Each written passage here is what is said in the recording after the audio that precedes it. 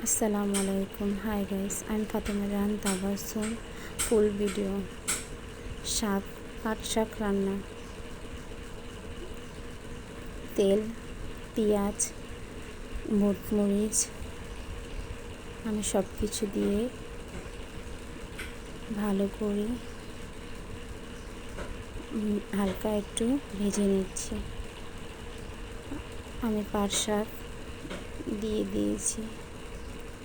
আপনাদের যদি এই পাট শাকটি ভালো লাগে তাহলে লাইক, কমেন্ট, সাবস্ক্রাইব করে দিন।